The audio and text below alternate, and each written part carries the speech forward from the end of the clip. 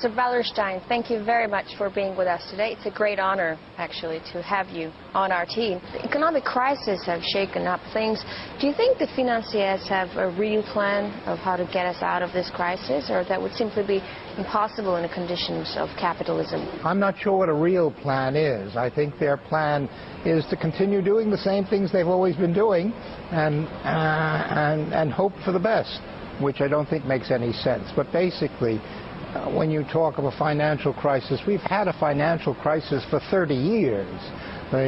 We have, since about the 1970s, people have been making money not through selling products. That hasn't made any significant amount of money since the 1970s, but through finance. And when you say they make money through finance, basically what you're talking about is speculation.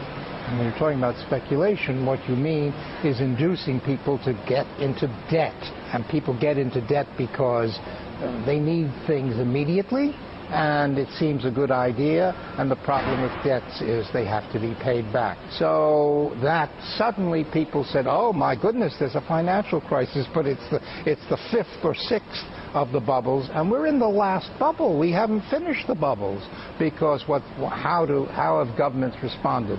The U.S. government, but not the U.S. government alone, has responded by what they call stimulus plans. Well, what are stimulus plans?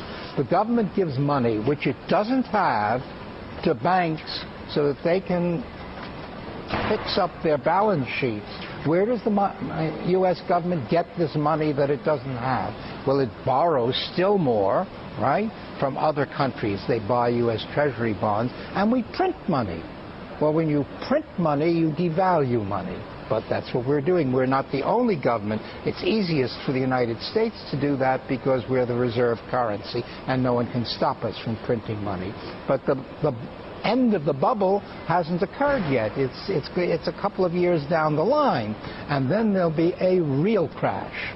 Well, we're only seeing a minor crash now. We'll have a super depression. So the worst is yet to come. The worst is yet to come. We will have the last crisis will be a collapse of the U.S. dollar, which will end its role as a reserve currency in the world, and then we will have multiple currencies running around the world system, and we will have a vast expansion of unemployment. What will happen to America after the crisis? Will it still be one of the key players? Will it still feel special? Well, look, the U.S. hegemony is over. It's been declining since 1970. It had a catastrophic fall during the regime of George W. Bush, and nothing Obama can or will do will restore U.S. hegemony, although that's what he's trying to do, but he can't possibly succeed. But it's still going to be an extremely powerful, extremely wealthy country. It's not going to be Paraguay. I mean, but it's not going to be the dominant force in the world. It's not going to be Madeleine Albright, the Secretary of State under Clinton, called the United States the indispensable nation. It's become the dispensable nation. Other countries can, if they wish, ignore the United States, and that's what some of them are already doing. What will be the balance of the new geopolitical forces? What would the world configuration look like? 30, 40, 50 years from now, I have the remotest idea, and nobody else does. The next 5 or 10 years I can talk about. Okay. You see, what's happened with the end of U.S. hegemony, and is we are living in a truly multipolar situation in which there are 8 or 10 poles of significant power, loci around the world, which have enough strength politically and economically to be able to negotiate with other poles of power. Now, 8 or 10 poles of power, it's too many. See? So everybody says, well, I better link up with somebody else. So one of the things that's happening is everybody's looking for the best alliance. Well, take Russia. Russia is clearly a pole of power. It's one of my 8 or 10 poles of power, no question. It's a large country in area and reasonably large in population. It's got a fairly strong military. It's got economic resources that are important, and so forth. So it's a major pole of power, no question. So who is Russia going to link up with?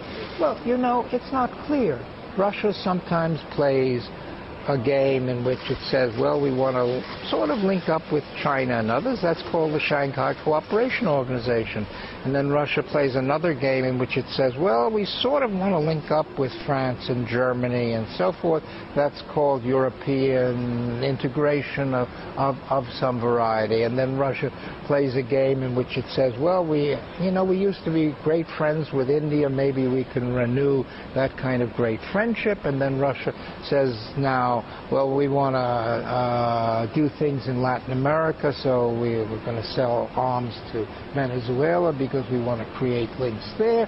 And then your foreign minister says just the other day, well, we're trying to come to terms with the United States on nuclear questions, and maybe we'll get somewhere on these things.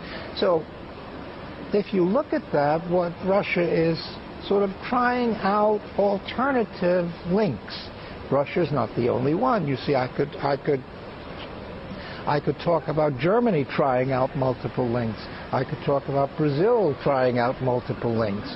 So we're going to have a game go on for the next 5 or 10 years in which countries are playing around with possible alliances which may fall into place. So maybe 10 years from now, there won't be 10 poles of power. There'll be 2 or 3 poles of power. My theory has always been that the United States is more likely to link up with the East Asian pole than with the European pole. Why? Well, I tell you, for several reasons. First of all, Europe would prefer that. Europe has been living since 1945 under a kind of cultural discomfort. They were the elder brother of the United States culturally and in many ways politically right up to the end of the Second World War. And what happened with the end of the Second World War is it flipped. The United States became the elder. Western Europe became the junior. Western Europe has never liked that. They swallowed it, they had to live with it, but it's always eaten at them. Not only in France, where they've made a big issue of it, but in Germany and even in Britain. It's always eaten at them, okay? And the only way that Europe can be Europe again, culturally, self-confident, is if they break with the United States. They don't say that, and they won't use that language, but I think that underlies a lot of the thinking, and not only of the French, but of Europeans generally. Do you agree that nowadays America is trying to enlarge the European Union just by pure fact to weaken it? Yes, because it's an arch I've always rival? thought that. I thought that the whole point of expanding it to include Eastern Europe was to prevent Western Europe from coming to terms with Russia. And up to a point, it's worked. But Eastern Europe is shifting. It's changing itself, though there's still a lot of hostility and fear of Russia. After all, Russia kept these countries as satellites for 30, 40 years. They didn't like that. They liberated themselves from Russia. They don't want to come under Russia's tutelage again, but they don't want to be under Germany's tutelage either.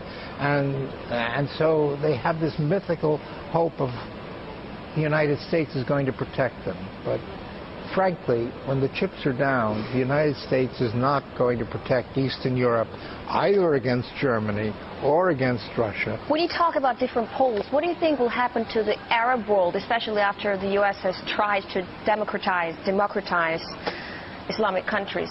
What will happen to them in the future?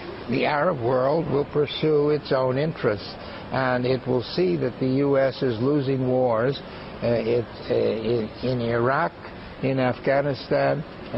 They won't be doing well in Pakistan, and they'll see that the Israelis are not going to budge politically, and they will draw conclusions from that, which is that they have to pursue their own interests, so they will pursue their own interests. Everybody pursues their own interests. It's amazing how you want other countries to pursue your interests. That's crazy. And the Arab world will pursue the Arab world's interests. The United States will pursue the United States' interests. Russia will pursue Russia's interests. We can't moralize.